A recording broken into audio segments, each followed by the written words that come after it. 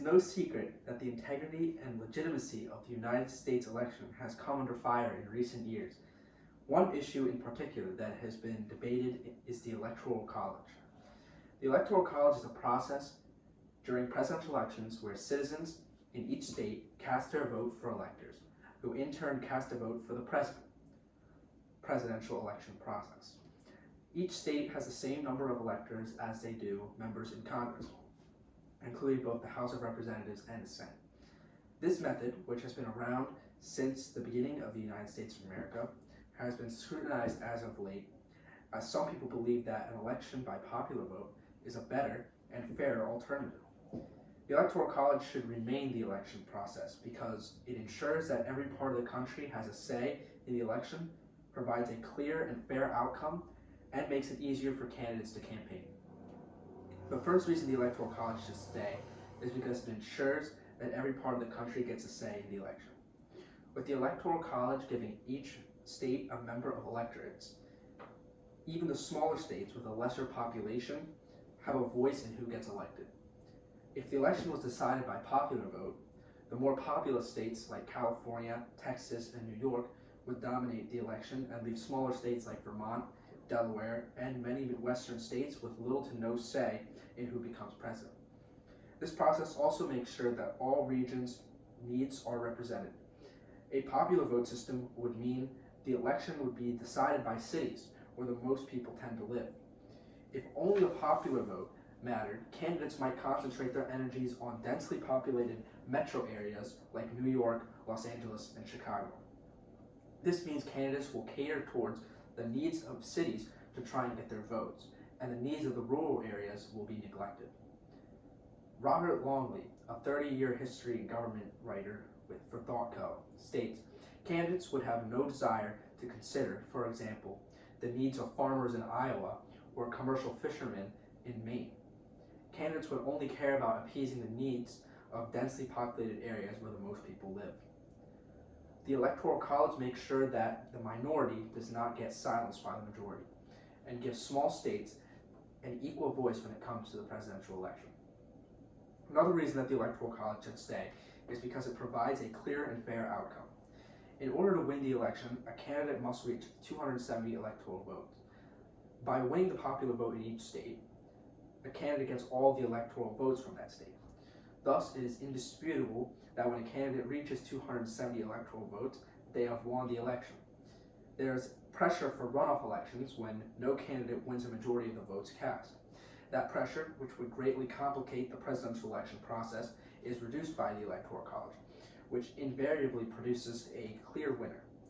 This quote explains how the Electoral College eliminates any desire for runoff elections because it always produces a clear and obvious winner, the candidate with 270 electoral votes. Additionally, recounts are much easier and less problematic with the Electoral College. There is no need for widely expensive nationwide vote recounts. If a state has significant voting irregularities, that state alone can do a recount. This reduces the effects and cost of recounts from nationwide to state problems. Not only does the Electoral College provide a clear winner, but it is also a fair way of choosing representatives. According to Amelia Josephson, a writer from the financial company Smart Asset, and to win, a candidate must garner the support of voters in a variety of regions. That means whoever wins the presidency must build a truly national coalition. This promotes not only a smooth transition of power between presidents, but also builds national cohesion because of the fairness of the election. Also, almost all states require that the electors cast their vote on the candidate who won the popular vote in the state, so citizens who are being very fairly represented. The Electoral College clearly leads to an irrefutable outcome to presidential elections in a fair manner. The final reason why the Electoral College should stay is because it makes campaigning easier for candidates. With this system, certain states are almost guaranteed to go to one party. For example, California and New York will almost always vote Democrat, and Texas will usually vote Republican. Candidates of the respective parties can skip campaigning in those states that usually vote for their party. The fact that certain states and their electoral votes are safely in the column of one party or the other makes it easier and cheaper for candidates to campaign successfully. They can focus their energies on the battleground states. This significantly reduces the cost of campaigning for candidates in a country where campaigning costs are already extremely high. If there were a popular vote, candidates would have to campaign in almost every state because each individual vote matters. This would prevent people who do not have a lot of money or sponsors from running for president. This would prevent the Electoral College allows for candidates to focus more on battleground states and significantly reduce campaigning costs, allowing a broader group of people to be able to run for president.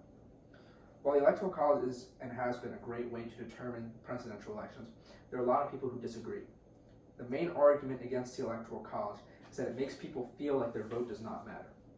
Although this can be true, candidate winners in each state are determined by popular vote. So technically, each person's vote is still important in helping a candidate gain the electoral votes of that state. Another reason people do not like the Electoral College is that candidates can win the election without winning the popular vote. This means that the minority can have control over most citizens in the United States. However, according to procon.org, in 227 years, the winner of the popular vote has lost the election only 6 times. This shows that the Electoral College almost always leads to the candidate with the popular vote winning. The third major argument is that the Electoral College gives too much power to swing states. A November 6, 2016 episode of PBS NewsHour revealed that Donald Trump and Hillary Clinton have made more than 90% of their campaign stops in just 11 so-called battleground states. Of those visits, nearly 2/3 took place in 4 battlegrounds with the most electoral votes: Florida, Pennsylvania, Ohio, and North Carolina. However, states like California, New York, Texas, and Illinois have greater than or equal to the number of electoral votes as some of the major swing states. So to say that the big swing states have too much power is not entirely true. By including every part of the country in having a significant say in the election, providing a clear and fair outcome, and making campaigning easier for candidates, the Electoral College remains the best and most fair way to decide presidential elections. Our founding fathers did not put this process in the Constitution for no reason, and it would be a disgrace to them and citizens of smaller states to abolish the Electoral College. After the controversy of the last few elections, I hope that Congress and the citizens of the United States can see that even in light of voting method and counting issues. After all, the Electoral College is an early foundation of U.S. democracy that contributed to all of its successes. Thank you.